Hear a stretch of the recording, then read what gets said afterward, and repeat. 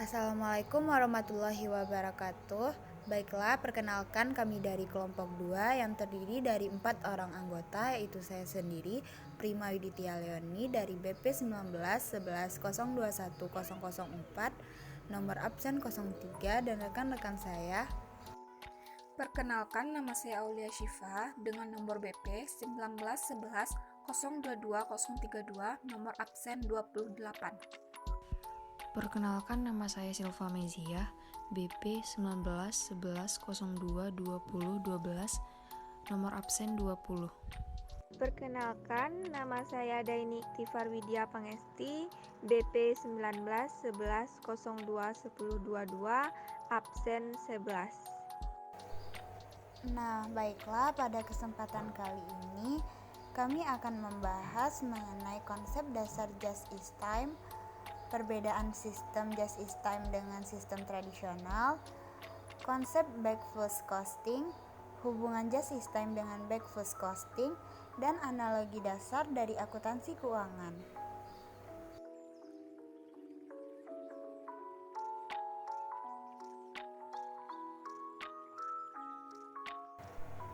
Baiklah, langsung saja kita masuk ke pembahasan kali ini, yaitu tentang just in time.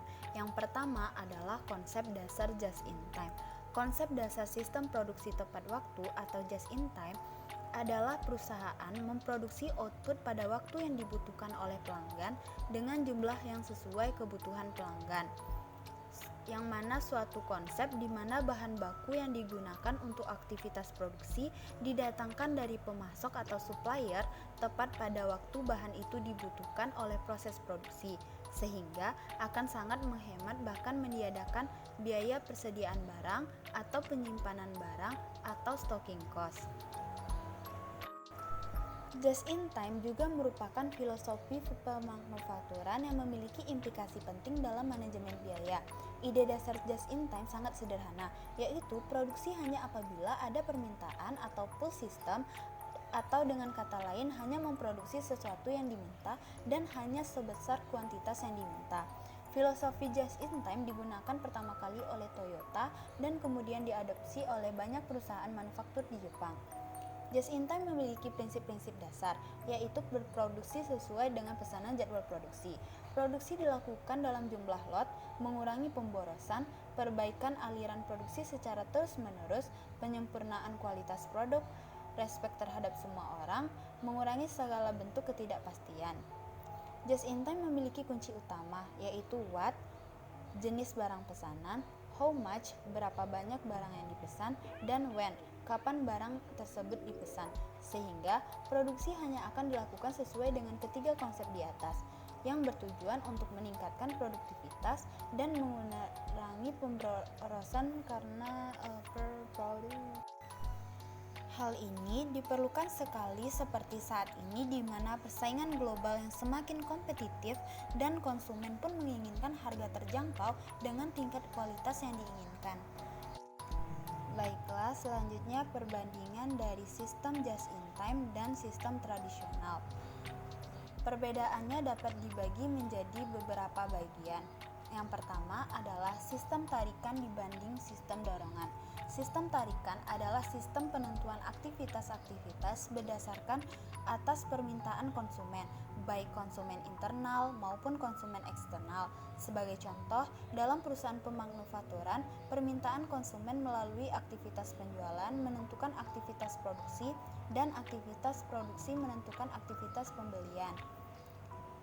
Sedangkan sistem dorongan adalah sistem penentuan aktivitas-aktivitas berdasarkan dorongan, aktivitas-aktivitas yang sebelumnya. Pembelian bahan melalui aktivitas pembelian mendorong aktivitas produksi, dan aktivitas produksi mendorong aktivitas penjualan.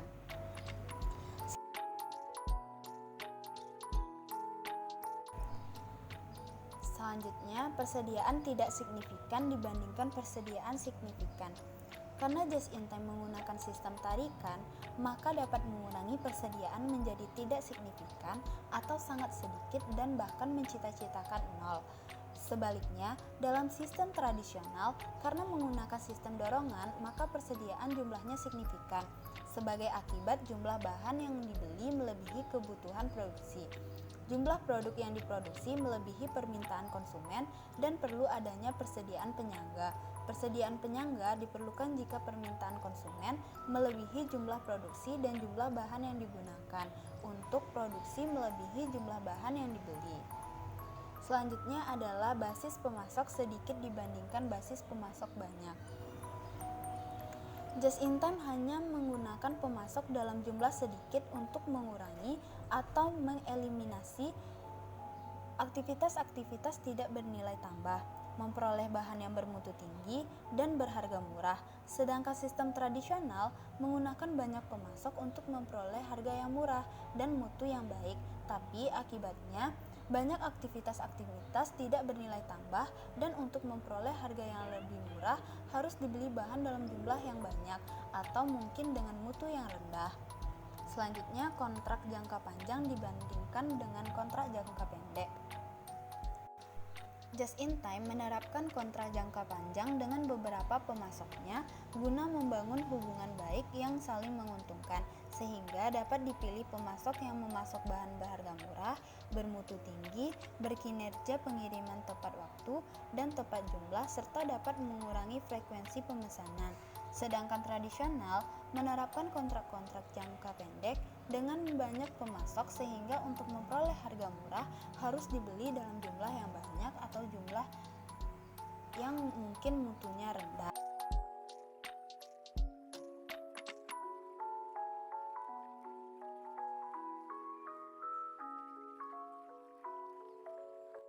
Selanjutnya, struktur seluler dibandingkan dengan struktur departemen. Struktur seluler dalam just in time adalah pengelompokan mesin-mesin dalam satu keluarga, biasanya ke dalam struktur semilingkaran atau huruf U, sehingga satu sel tertentu dapat digunakan untuk melakukan pengolahan satu jenis atau satu keluarga produk tertentu secara berurutan. Setiap sel pemanufakturan pada dasarnya merupakan pabrik mini atau pabrik di dalam pabrik. Penggunaan struktur seluler ini dapat mengeliminasi aktivitas, waktu, dan biaya yang tidak bernilai tambah. Sedangkan struktur departemen dalam sistem departemen adalah struktur pengolahan produksi melalui beberapa departemen produk sesuai dengan tahapan-tahapannya dan memerlukan beberapa departemen jasa yang memasok jasa bagi departemen produksi. Akibatnya, struktur departemen menimbulkan aktivitas-aktivitas serta waktu dan biaya-biaya yang tidak bernilai tambah dalam jumlah yang besar.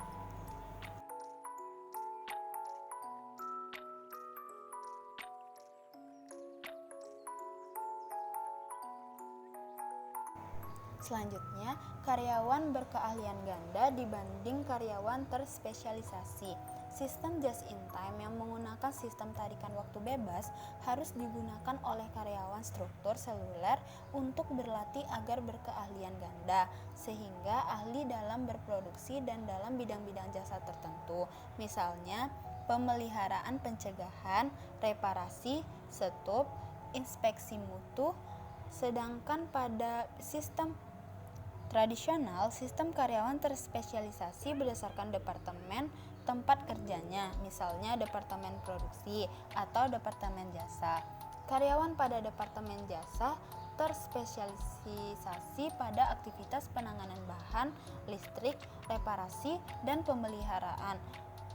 Karyawan pada departemen produksi terspesialisasi pada aktivitas pencampuran, peleburan, pencetakan, perakitan, dan penyempurnaan. Selanjutnya, jasa terdesentralisasi dibandingkan dengan jasa tersentralisasi. Sistem tradisional mendasarkan pada sistem spesialisasi sehingga jasa tersentralisasi pada masing-masing departemen jasa. Sedangkan pada sistem just in time, jasa terdesentralisasi pada masing-masing struktur seluler. Para karyawan selain ditugaskan untuk berproduksi, tapi juga harus ditugaskan pada pekerjaan jasa yang secara langsung mendukung produksi si struktur selulernya. Yang selanjutnya adalah keterlibatan tinggi dibandingkan keterlibatan rendah. Dalam sistem tradisional, keterlibatan dan pemberdayaan karyawan relatif rendah karena karyawan fungsinya melaksanakan perintah atasan. Sedangkan dalam sistem just in time, manajemen harus dapat memberdayakan para karyawannya dengan cara melibatkan mereka atau memberikan peluang pada mereka untuk berpartisipasi dalam manajemen organisasi. Menurut pandangan just in time, peningkatan keberdayaan dan keterlibatan karyawan dapat meningkatkan produktivitas dan efisiensi biaya secara menyeluruh.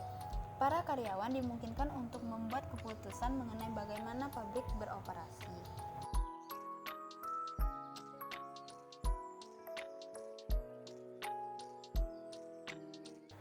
Selanjutnya, gaya pemberi fasilitas dibanding gaya pemberi perintah.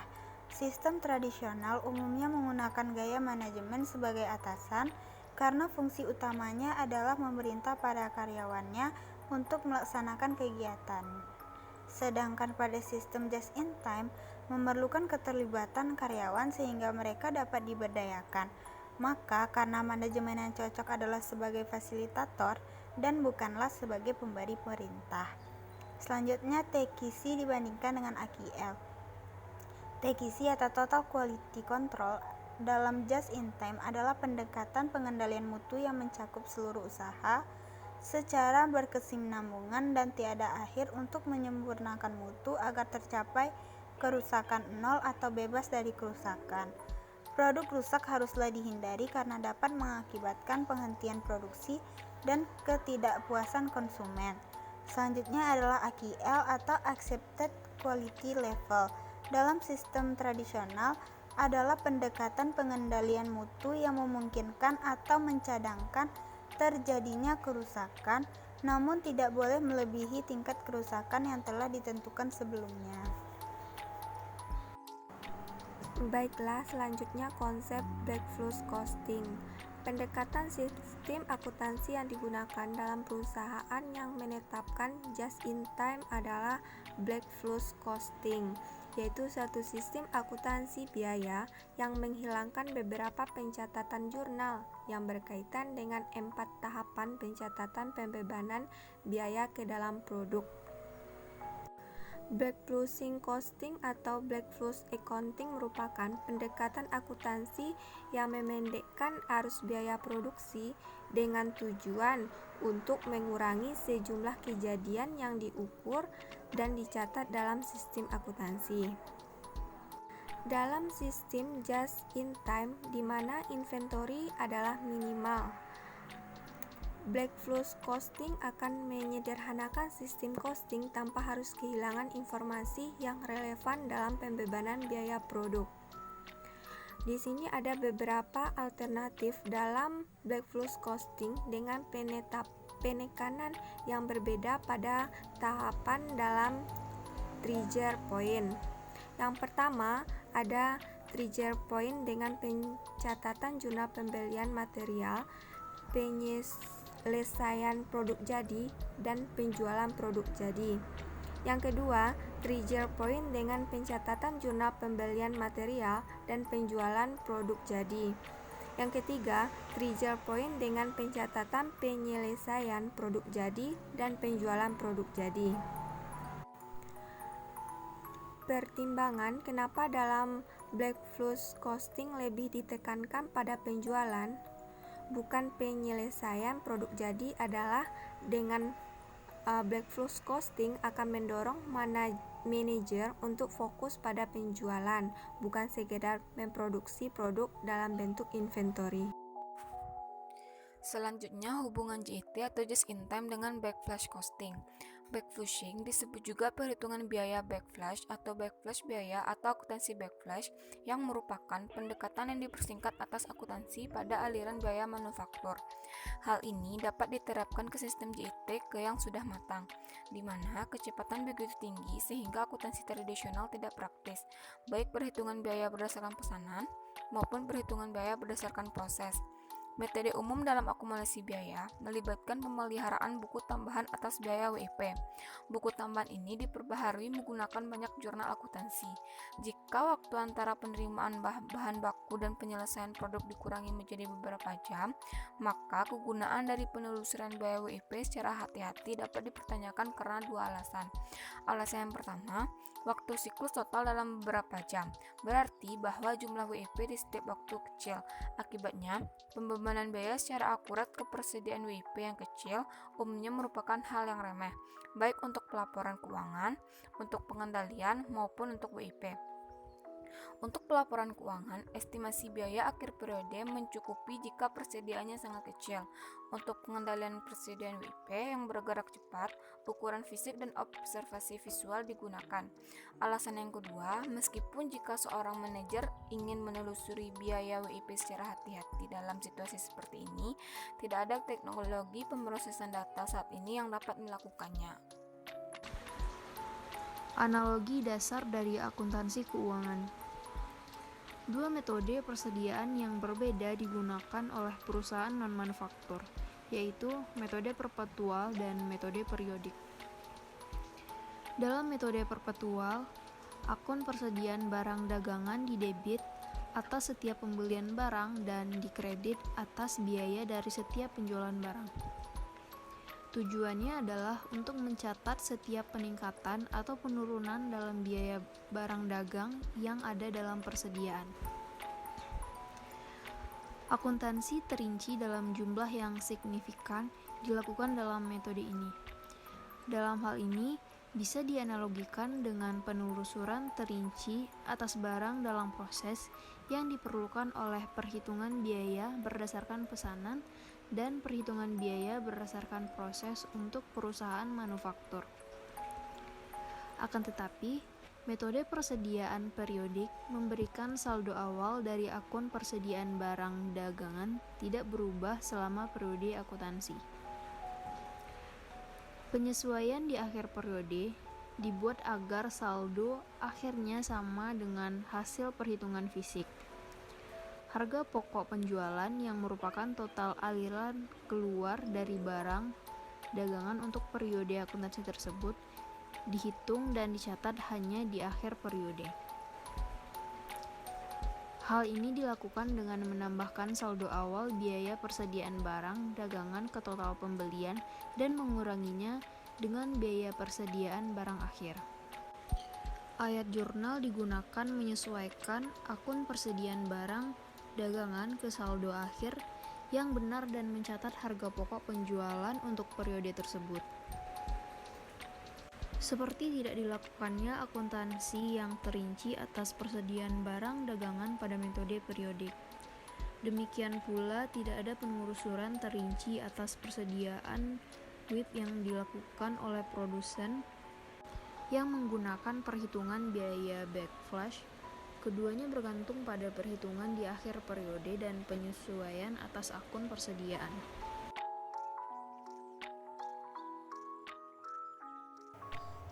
Baiklah, mungkin hanya itu yang dapat kami sampaikan. Lebih dan kurang kami mohon maaf. Semoga video yang kami buat bermanfaat bagi kita semua. Kami tutup dengan wassalamualaikum warahmatullahi wabarakatuh.